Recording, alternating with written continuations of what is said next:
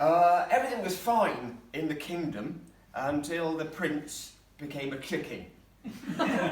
He was stood on the battlements making a proclamation. I shall marry whoever foot fits this glass. I shall marry whoever fits this glass. And the prince became a chicken. And after that, while he was a chicken, instead of sleeping in the fine four-poster bed in the palace, he'd only sleep perched on the back of the throne with one eye open for the palace cat.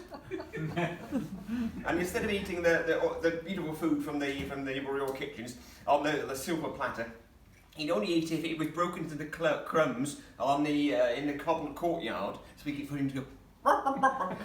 Causing blue blood to stream from the royal beak. And the king was perturbed, as you might imagine, because how could he have the royal armies led into battle by a chicken?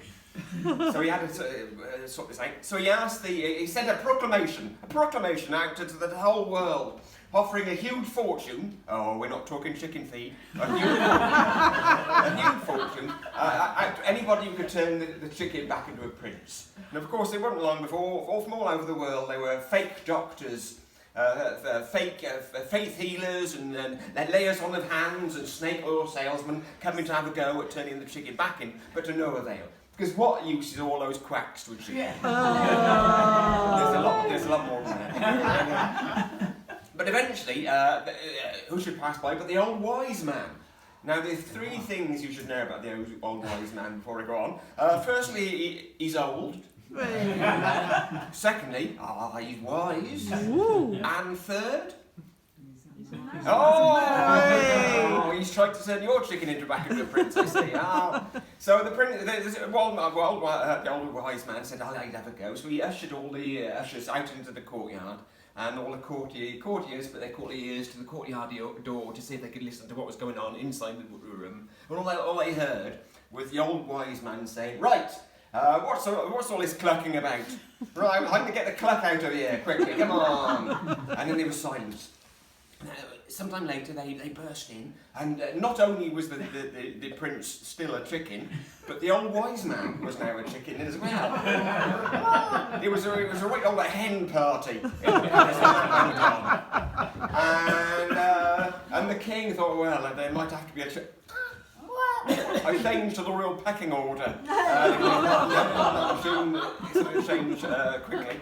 But time went on, and they got used to being too chicken and they didn't really notice that eventually the chicken began to behave in a princely fashion. Ooh. He was wearing, the wrong kind of costume to parties, and marrying the wrong kind of woman, and holding on to friends when they were really not the kind of people you want to be associated with, really. And eventually they began to realise the prince was now a prince again. Hurrah! Yay! Any Republicans in? And so eventually the prince was now prince again, and eventually time passed, and the old king died.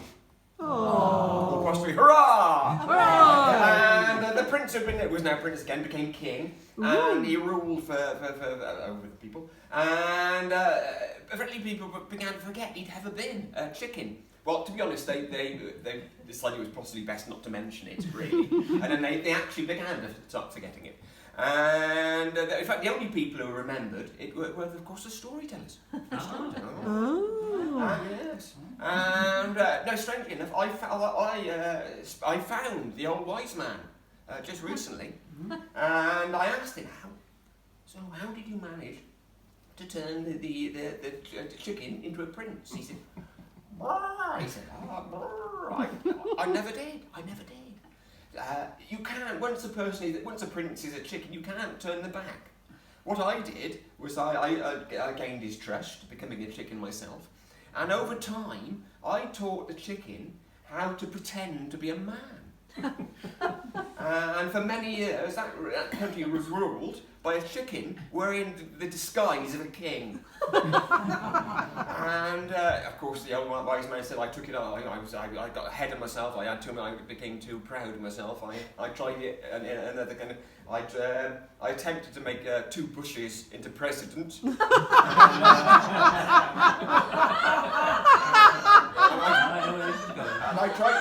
I tried to make a truss into a prime minister. And now you may always ask, well, Darren, why have you told us this story? My audience is often asked that. Why, Darren, why have you told us this story? Well, I first told this story many years ago to a story circle, and I thought, this is a story I can cram as many chicken jokes in as I possibly can. But it's also a story, and there must be some kind of grain of psychological truth in these stories. And ever since then, for years past, I've been reading in the newspapers, and I thought, whatever, because, good God, that's the way I roll. And I've been thinking, that story there, that's a chicken wearing the disguise of a king story, that is. And most recently, I was watching a documentary on BBC 4, because that's the way I roll. I know how to live, and I don't. And it was a programme about how the National Theatre was formed in the 1960s. And the first chairman of the board of the National Theatre was the old Sir Laurence Olivier, the old actor. And everything was going really disastrously wrong. Millions of pounds were being lost. It was all going horribly wrong. And they were asking him all kinds of questions he had no way of understanding at all. I'm just an actor. And he went home one night, knowing the next morning it was going to be the board meeting of the National Theatre. He was going to have to admit that it was a complete disaster. Millions of pounds had been lost. And the whole thing was scratched, and it would be a horrible disaster. It's a scandalous thing his career would never recover from. And he was at home thinking, why did they ask me? The only reason I wanted to start the bloody thing was I wanted somebody else to buy these fake plastic noses I was wearing. Like that. And I'm only an actor. And he, I'm an actor. And the next morning he went back to the board, opened the board meeting of the National Theatre, and he played the part of the chairman of the board of the National Theatre, and everything went fine from there on. So, fake it until you make it. That's